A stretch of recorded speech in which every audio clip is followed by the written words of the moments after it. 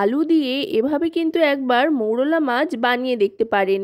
দারুণ খেতে হয় আর মুখে স্বাদও ফিরবে। রান্নাবাটির পক্ষ থেকে সকল দর্শক বন্ধুদের স্বাগত জানিয়ে শুরু করছি আজকের মৌরলা মাছের এই রেসিপি। এর জন্য গাং মৌরলা নিয়ে নিয়েছি। এবার এর মধ্যে মিশিয়ে নিচ্ছি পরিমাণ মতো হলুদ। এগুলো একটু নোনতা প্রকৃতির হয়। ভালো করে হলুদটা মাখিয়ে নিচ্ছি। মাখিয়ে নেওয়ার পর এবার হালকা ভেজে নেব। এখানে 200 গ্রাম মতো মাছ রয়েছে। এবার সাদা তেলে হালকা ভেজে নিচ্ছি। গোটা রান্নাটাই কিন্তু আমি এখানে সাদা তেলে করছি, আপনারা চাইলে সর্ষের তেলের ব্যবহারও করতে পারেন। খুব বেশিক্ষণ ভাজবো না, হালকা একটু ভাজা হয়ে আসলেই তুলে নেব। ভাজা হয়ে গিয়েছে, এবার তুলে নিচ্ছি। তুলে নেওয়ার পর এবার আরও খানিকটা তেল অ্যাড করে নিয়ে ফোড়ন হিসেবে দিয়ে দিলাম কালো জিরে। এই জাতীয় ছোট মাছের সাথে কিন্তু কালো জিরে ফোড়নটা দারুণ যায়। এবার দিয়ে দিচ্ছি লম্বা লম্বা পাতলা করে কেটে রাখা আলুর টুকরোগুলো। আলুর টুকরোগুলো দিয়ে ভালো করে ভেজে নেব। এই ধরনের মাছ কিন্তু যে কোনো সময় খাওয়া খুবই উপকারী, কারণ ছোট মাছ খেলে কিন্তু চোখের অনেক সমস্যাও কেটে যায় আর চোখ খুব ভালো থাকে। আর এইভাবে যদি সুস্বাদু করে রান্না করা যায় তাহলে কিন্তু ছোটরাও খুব মজা করে খাবে।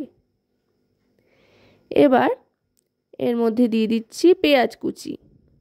আলু আর পেঁয়াজটাকে বেশ ভালো করে ভেজে নেব। এখানে আমি আর অন্য কোনো সবজির ব্যবহার কিন্তু করিনি, শুধু আলু আর পেঁয়াজের ব্যবহারই করেছি।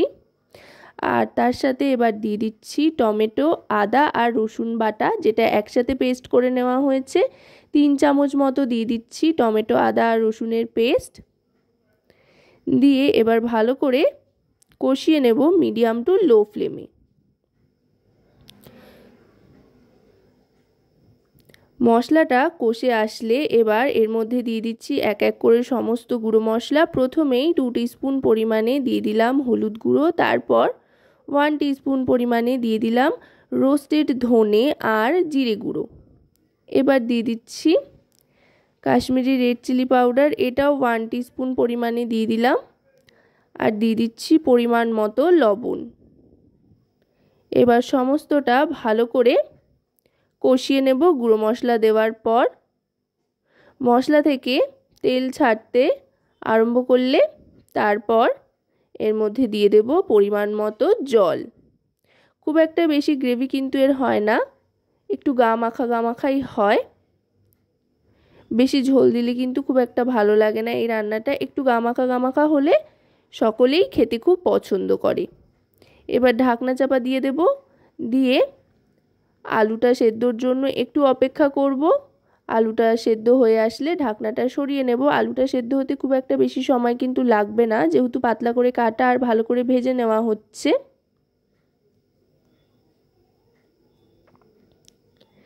এবার ভালো করে কষিয়ে নিয়ে এর মধ্যে আরেকটু জল দিয়ে দিচ্ছি। এখন কিন্তু ঈষৎ উষ্ণ গরম জল দিতে হবে, যাতে করে গ্রেভিটা পানসে না হয়ে যায় আর খুব তাড়াতাড়ি ফুটেও ওঠে।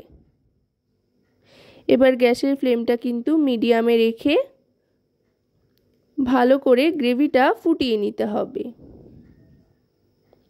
আশা করব রেসিপিটি আপনাদের ভালো লাগবে। ভালো লাগলে অবশ্যই রান্নাবাটি চ্যানেলটিকে সাবস্ক্রাইব করে লাইক, শেয়ার, কমেন্টের মাধ্যমে আমাদের পাশে থাকবেন। আর পাশে থাকা বেল আইকনটি অন করে দেবেন সবার আগে সমস্ত নতুন রান্নার নোটিফিকেশান পাওয়ার জন্য। এবার ভেজে রাখা মাছগুলো দিয়ে দিলাম।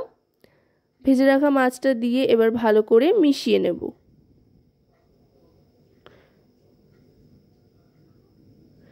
মাছটা দিয়ে একটু ফুটিয়ে নেব। আর মাছটা ফুটতে ফুটতে কয়েকটা চেরা কাঁচা লঙ্কা দিয়ে দেব, এতে করে দারুণ সুন্দর একটা ফ্লেভার আসবে।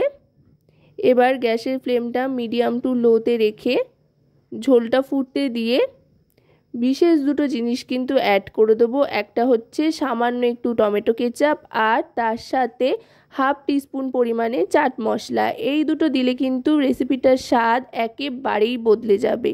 চেনা মাছ খেতে লাগবে একেবারে অচেনা। এবার ভালো করে মিশিয়ে নেব টমেটো কেচাপ আর চাট মশলাটা। মিশিয়ে নিয়ে গ্যাসের ফ্লেমটা অফ করে দিয়ে 1 মিনিট মতো স্ট্যান্ডিং টাইমে রেখে সার্ভ করে দেব।